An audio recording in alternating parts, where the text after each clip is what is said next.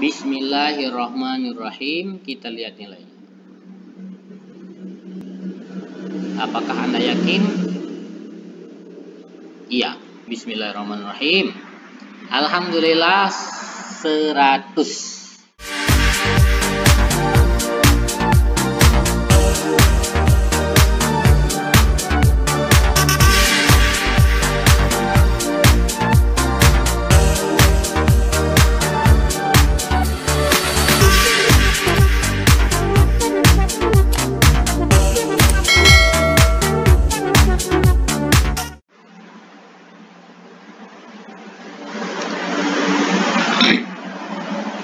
Bismillahirrahmanirrahim. Pada hari yang berbahagia ini kita akan mengerjakan tes formatif untuk KB 3 dan 4 dari modul sumber-sumber hukum Islam. Kita punya waktu 60 menit. Bismillahirrahmanirrahim. Soal yang pertama.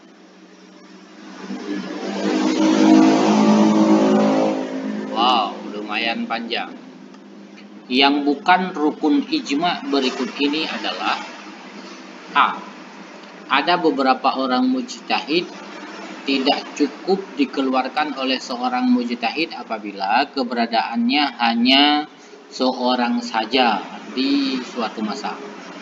Suatu kesepakatan harus dilakukan lebih dari satu orang yang pendapatnya disepakati antara satu dengan yang lainnya. Nampaknya ini. Adanya kesepakatan sesama mujahid atas dapat hukum syara. Benar. Kesepakatan itu harus dinyatakan secara tegas. Benar. Kesepakatan itu hendaknya merupakan kesepakatan yang bulat. Benar. Kesepakatan itu harus ada dalil dari nas. Ini kayaknya ini. Yang benar. Soal yang kedua.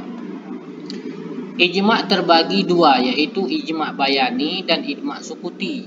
Ijma' bayani, para ulama mujtahid menyatakan pendapatnya dengan jelas dan tegas, baik berupa ucapan maupun tulisan.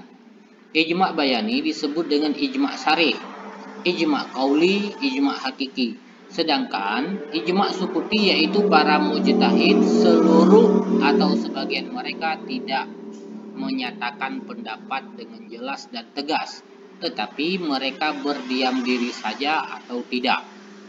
Makna asal dari kata sukuti adalah A. Diam, B. Pendapat yang jelas, berdiam diri, diam. C. Kesepakatan, D. Sepakat untuk tidak memberikan reaksi, E. Semua jawaban salah. Ya. Soal yang ketiga.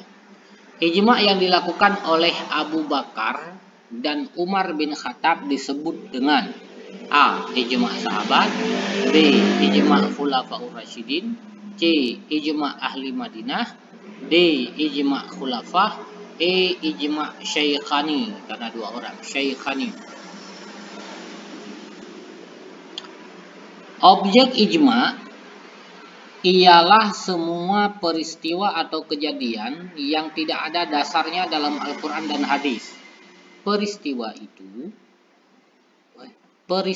atau kejadian yang berhubungan dengan ibadat ghairu mudah.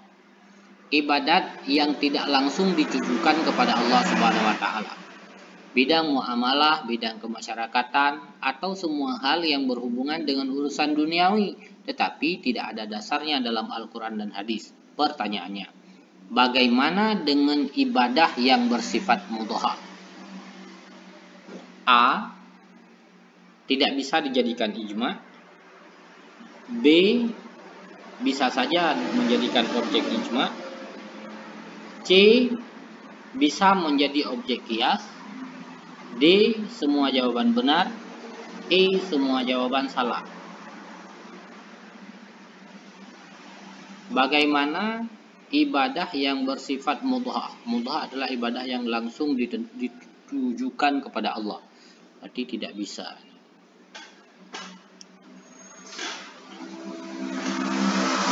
Soal selanjutnya. Para ulama menggunakan qiyas sebagai dasar hukum pada hal-hal yang jelas nasnya, baik dalam Al-Quran, hadis, pendapat sahabat maupun ijma' ulama disebut dengan. Para ulama menggunakan qiyas sebagai dasar hukum pada hal-hal yang tidak jelas nasnya. A. Kelompok jumhur ulama. B. Mazhab Zahiriyah. C. Syiah Imamiyah. D. Kelompok yang lebih memperluas pemakaian qiyas yang berusaha berbagai hal karena persamaan ilat. Semua jawaban salah. Mazhab Zahiriyah.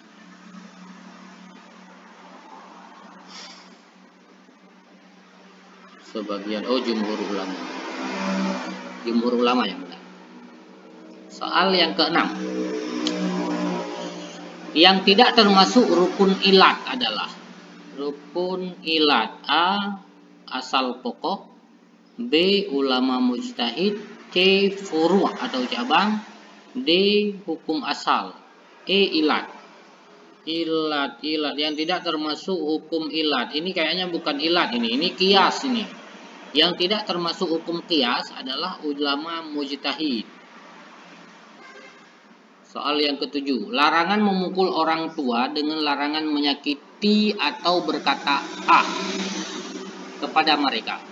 Hukuman larangan memukul ini berasal dari qiyas aulawi, B. qiyas musawi, C. qiyas adna, D. qiyas jali, E. qiyas khafi. Qiyas aulawi ini paling aula, ini paling pertama. Baik, kita lihat nilainya berapa. Bismillahirrahmanirrahim. Kita lihat nilainya. Apakah Anda yakin? Iya. Bismillahirrahmanirrahim. Alhamdulillah 100. Terima kasih teman-teman.